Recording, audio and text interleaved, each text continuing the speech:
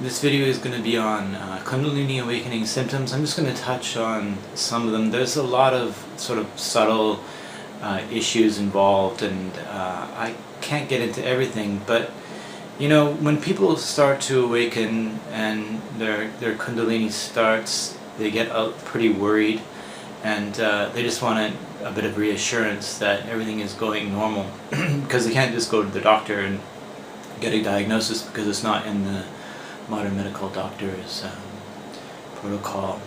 They weren't taught that. But in the future, I believe they probably will, because there's so many people who experience these type of awakening symptoms that eventually it will be discovered and cottoned onto by Western science. And so it's a very distressing period at the beginning, because you start to feel, well, maybe there's an alien growing in my body, or you start to feel, well, you know, maybe it's like an Invasion of the Body Snatchers, that old horror movie where the pod people the pods start growing inside the human, taking over them, because it kind of feels like that, and but in fact, and Hollywood will sort of, you know, has trained our minds in a certain way, not necessarily, obviously the truth of the matter is that it's our own body that's doing the growing, and it's our subtle body that's interacting with our more coarse body that creates all these symptoms.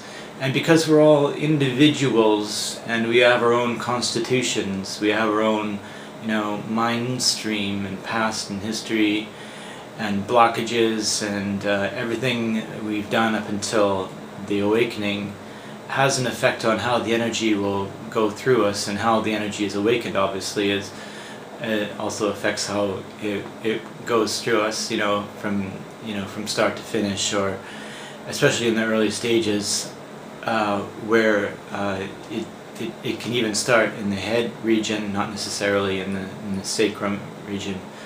It can start almost anywhere. You can feel, you know, different feelings everywhere and anywhere, even though a lot of people tend to report things, you know, starting in their sacrum and going up their spine, you know, heat energy. But there's so many different symptoms beyond those ones, and you know, a lot of us can write books or encyclopedias even on just the symptoms that we've individually encountered.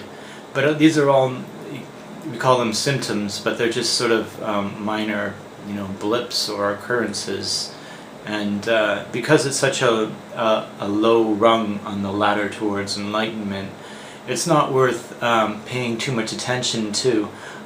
When I was about 5 years back, I started making all these videos, thinking to list all the symptoms. Perhaps somebody would want to use that information in the future. But then I got bored. I realized that, you know, there's just too many symptoms, and there didn't seem to be all that much serious interest in what I was feeling.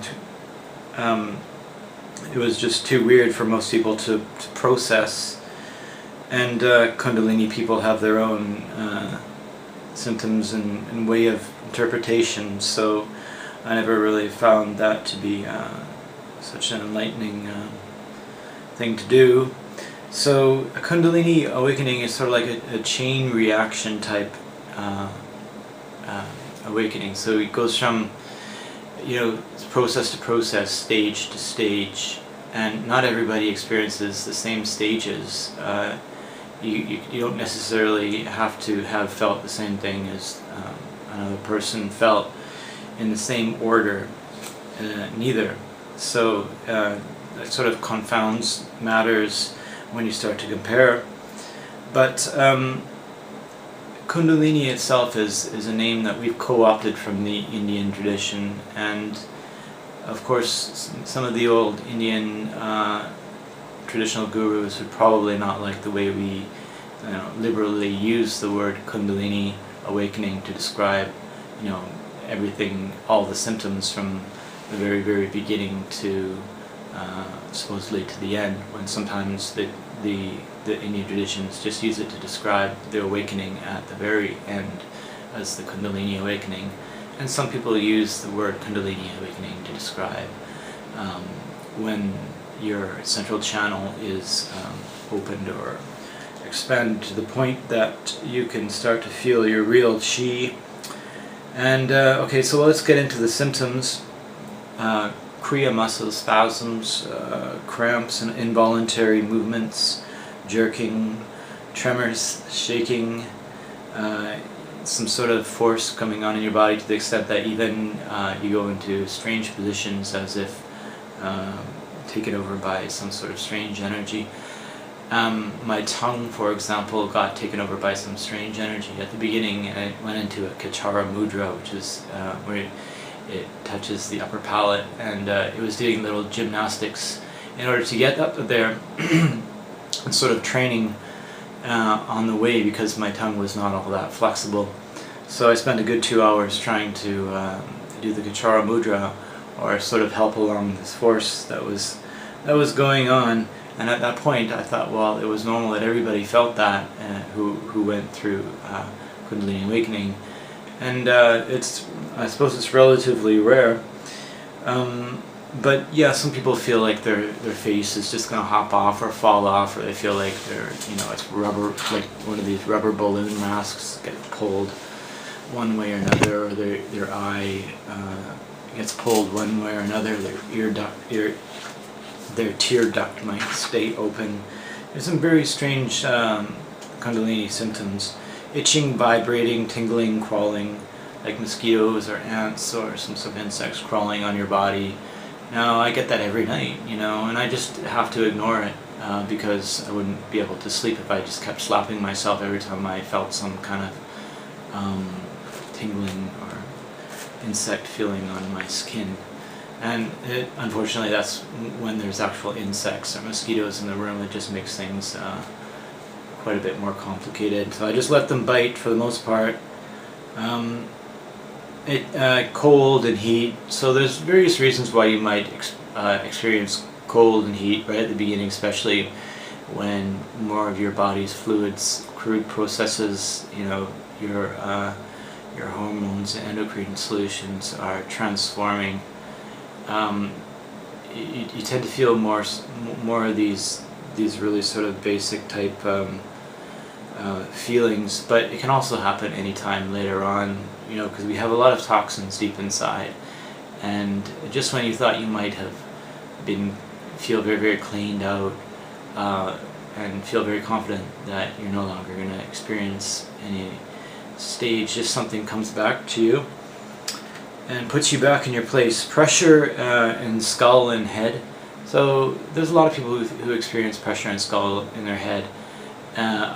It's just been a part of me for the last few years, and it never goes off. And I can feel plasmic flows as well, so I know what the pressure is, why it's there. But numbness, pain, weird feeling. Yeah, I mean, weird feelings, it's pretty vague. You can get a lot of weird feelings, and they're all pretty weird if you ask me.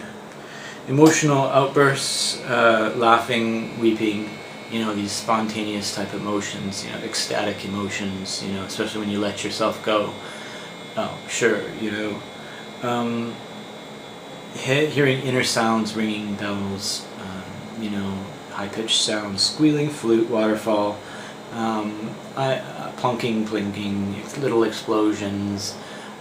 Sometimes late at night when I'm deep in meditation, I can hear some really crazy Star Wars-y type sound effect sounds. It's pretty neat.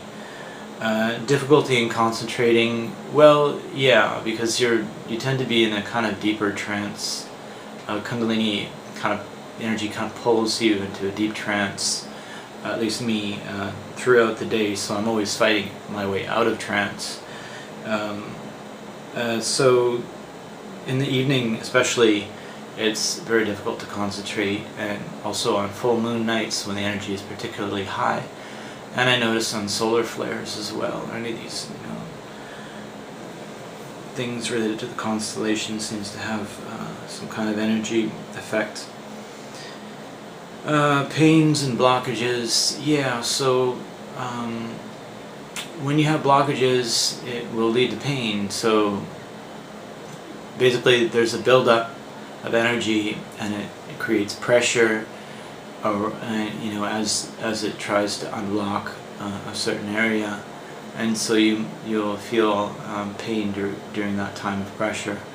And if you have that area and it's blocked for a long period of time, then maybe you'll feel a long period of pain, you know.